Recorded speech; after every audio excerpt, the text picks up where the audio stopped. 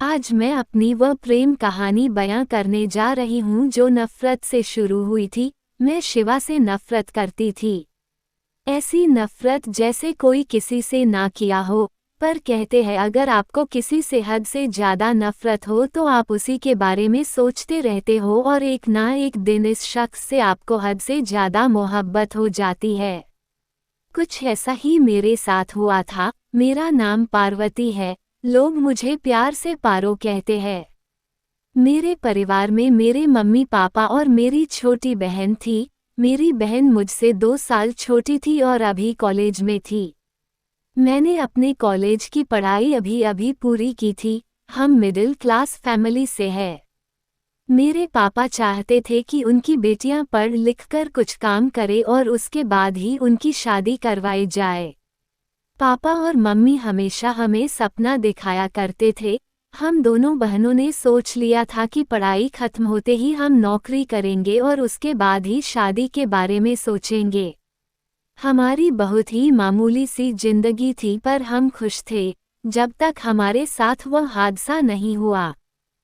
मेरी छोटी बहन के साथ एक हादसा हुआ जिससे मेरी जिंदगी हमेशा के लिए बदल कर रह गई थी।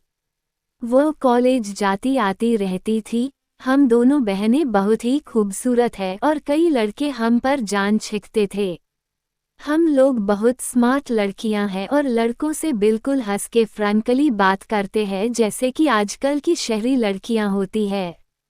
मैं नौकरी ढूंढने लगी थी और मेरी बहन रोज कॉलेज आती जाती थी। हम दोनों एक दूसरे के बहुत करीब थे। मैंने देखा मेरी बहन कुछ परेशान सी लग रही थी। मैंने पूछा, नीतू क्या बात है, तुम परेशान लग रही हो?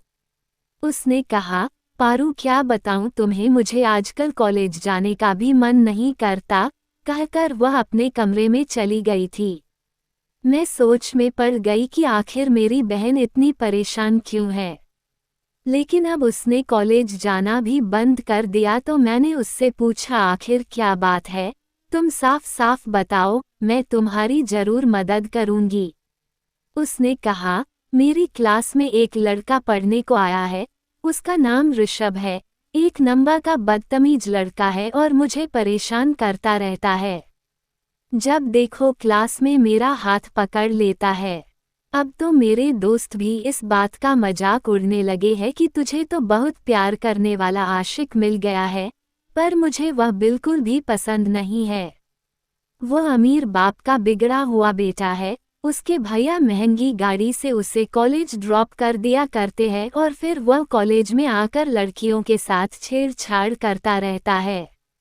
इस तरह की चीज़ तो कॉलेज में आम बात थी, पर मेरी बहन जिस तरह से परेशान थी जरूर कुछ बात ऐसी होगी क्योंकि कॉलेज जाना तक नहीं चाहती। पर इससे तो उसका ही नुकसान होगा, यही सोचकर मैंने उसके साथ कॉलेज जाने का फैसला किया था। मैं उसे लेकर कॉलेज चली गई थी और कॉलेज के डायरेक्टर से मैंने ऋषभ की कंप्लेंट कर दी थी। मैंने कहा था इसका अगर स्ट्रिक्ट एक्शन कॉलेज ना ले तो मैं पुलिस के पास जाऊंगी, क्योंकि उसकी नीची हरकतों से मेरी बहन इतनी डर गई है कि वह कॉलेज आना तक नहीं चाहती। कॉलेज के डायरेक्टर मुझे अच्छे से जानते थे क्योंकि मैं भी उसी कॉलेज से पास हुई हूँ और मैं पढ़ने में काफ़ी अच्छी थी।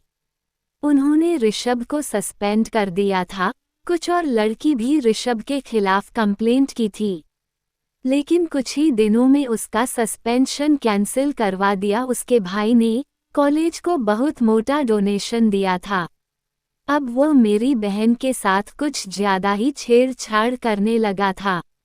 मामला एक छोटी सी बात से शुरू हुआ था, पर मुझे नहीं पता था कि मेरी जिंदगी का रुख बदल देगा। उसकी नीची हरकतों से मैं बहुत गुस्से में आ गई थी और मैंने उसके घमंडी भैया से मिलने का फैसला किया था। इंटरव्यू की तलाश छोड़कर मैं सीधी ऋषभ के भैया से मिलने चली गई थी। तभी मैंने पहली बार शिवा को देखा था। मैं जाते ही उसे बातें सुनाने लगी, कहने लगी, आपके पास पैसा है तो क्या समझ लिया है हमारी कोई इज्जत नहीं है? आपके भाई की हिम्मत कैसे हुई मेरे बहन के साथ छेड़छानी करने की? यह आखिरी वार्निंग समझ लीजिए, अब मैं पुलिस को इन्वॉल्व करूंगी। मैं आपके भाई की जिंदगी खराब नहीं करना चाहती, इसलिए अब तक पुलिस के पास नहीं गई हूँ। वो गौर से मेरी बात सुनने लगा था, उसके बाद कहा, तुम्हें शायद कोई गलतफहमी हुई है। शायद तुम्हारी बहन ही मेरे भाई के पीछे पड़ी हुई है। क्योंकि हम अमीर लोग हैं तो लड़कियां हमें फंसाने की कोशिश करती रहती है। अगर तुम पुलिस के पास गई तो तुम्हारी बहन पर उल्टा केस डाल दूंगा।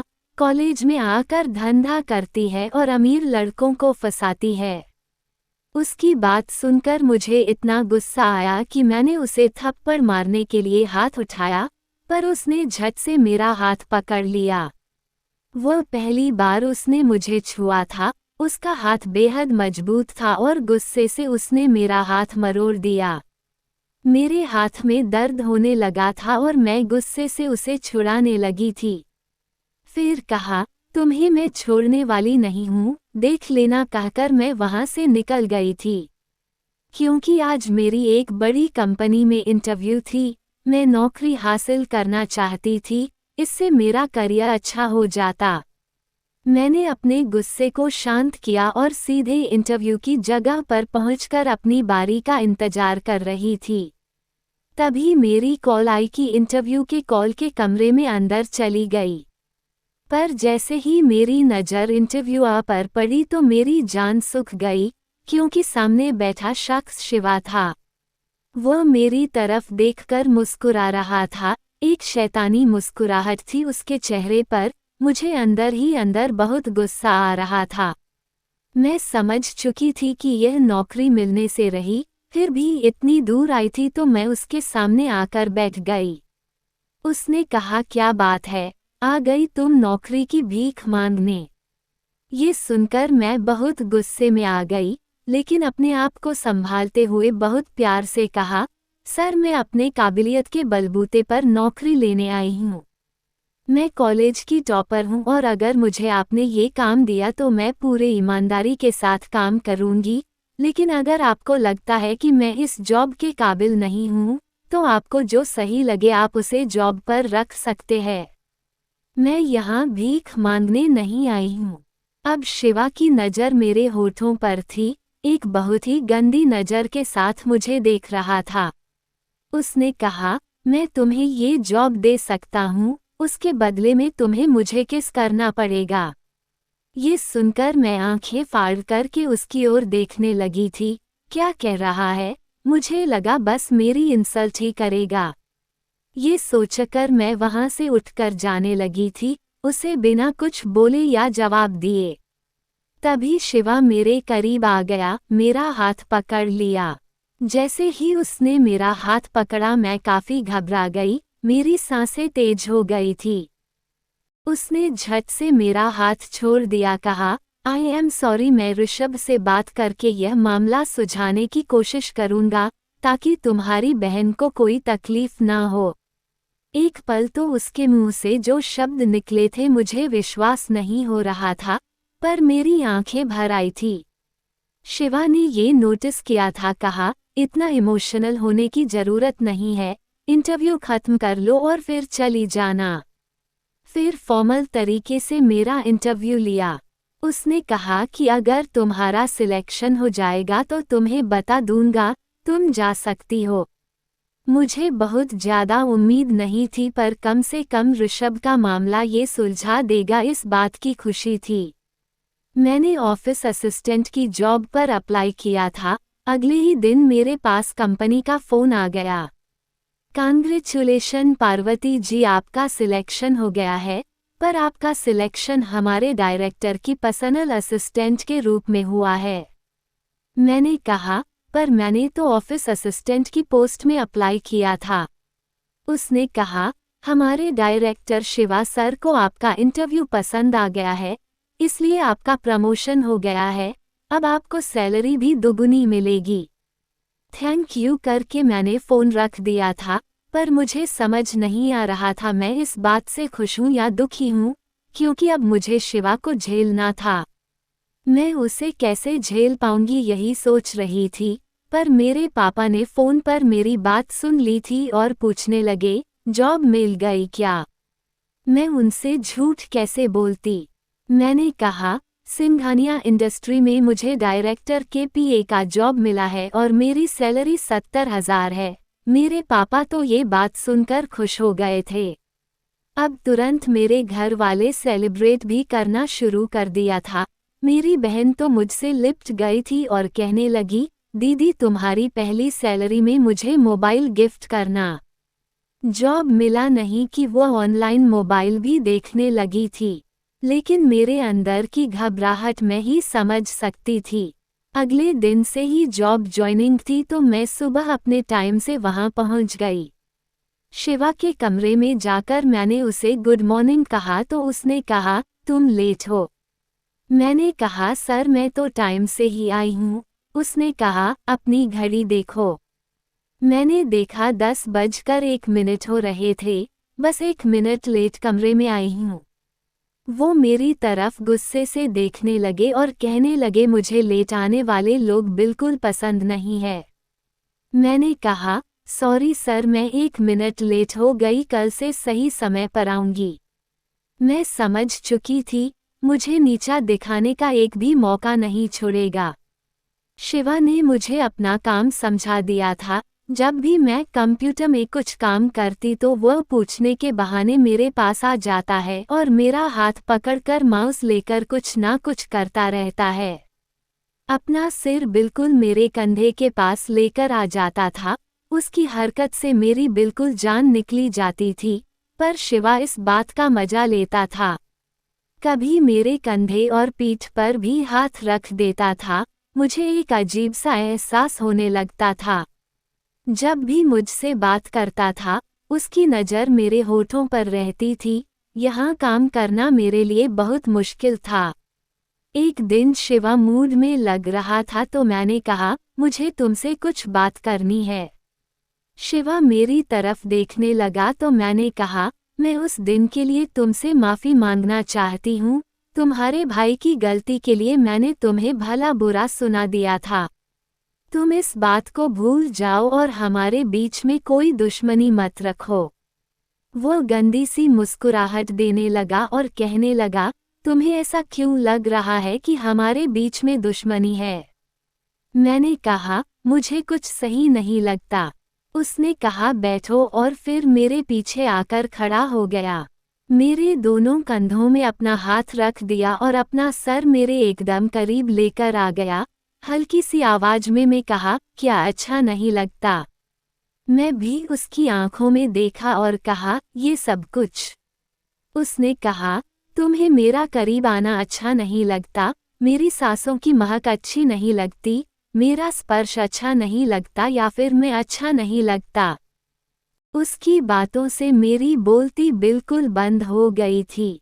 मेरा चेहरा लाल हो गया था और धड़कन बहुत तेज हो गई थी। लेकिन उसके बाद उसने जो हरकत की, मेरी सांसें बिल्कुल हलक में अटक चुकी थी। अपने होठों से मेरे गालों को छूकर मुझे किस किया। मैंने कहा, शिवा ये क्या कर रहे हो? ऑफिस है। मैं जल्दी से उठकर सीट में जाने लगी थी कि शिवा मेरा हाथ पकड़ लिया, लेकिन फिर कुछ सोचकर मेरा हाथ छोड़ दिया। अब मैं अपने सीट में चली आई। ये सब क्या हो रहा है मेरे और शिवा के बीच में, पर बहुत जल्द पता लग गया। इन सब चीज़ों का मतलब जब शिवा ने मुझे अपने फार्म हाउस में बुलाया था, कहा अर्जेंट मीटिंग है और मुझे फाइल की लिस्ट बता दी थी कि जल्दी से इसे लेकर मेरे फार्म हाउस में आ जाओ। मैं सारी फाइलें लेकर ऑफिस की गाड़ी में वहां पहुंच गई थी। शिवा ने मुझे वहीं पर रुकने को कहा था और मीटिंग में बैठकर नोट्स लेने को कहा था। जब मीटिंग खत्म हुई तो मैं शिवा से परमिशन लेकर घर जाने लगी थी। उसने कहा, कुछ खा कर जाना। शिवा शराब के नशे में था और क्लाइंट के साथ पी रहा था। मैं वहां रुकना नहीं चाहती थी। मैंने कहा, कोई बात नहीं सर, मैं घर जाकर खा लूंगी। उसने कहा, हमने तुम्हारे सामने खाया और ड्रिंक किया और तुम्हें कुछ ऑफर नहीं किया। मुझे बुरा लग रहा है, प्लीज बैठ जाओ। मैं तुम्हें खा नहीं जाऊंगा। तुम इतना ट्रस्ट मुझ पर कर सकती हो। शिवा मेरा बॉस था तो मैं क्या करती। मैं वहीं बैठ गई। उसने मुझे ड्रिंक ऑफर की। मैंने कहा मैं नहीं पी सकती, आई एम सॉरी। उसने कहा बिजनेस मीटिंग में ये सब कुछ चलता है, तुम्हें इसकी आदत डालनी होगी, और जबरदस्ती मुझे शराब पिलाने लगा था। मुझे एक अनहोनी का डर लग रहा था। वह खुद भी पिए जा रहा था और फिर वह पल आ गया था। उसके सर पर शैतान हावी हो गया था। वह मेरे बिल्कुल करीब आ गया और मुझे चूमने लगा था।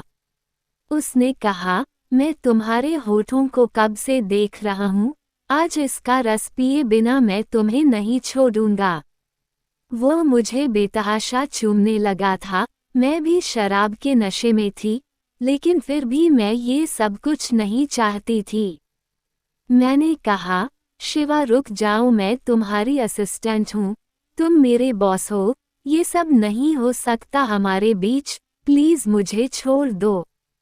उसने कहा क्यों नहीं हो सकता, असिस्टेंट और बॉस को पूरे तरीके से एक दूसरे को जानना चाहिए, और यही तरीका है कि हम पूरे तरीके से एक दूसरे को जान सकते हैं।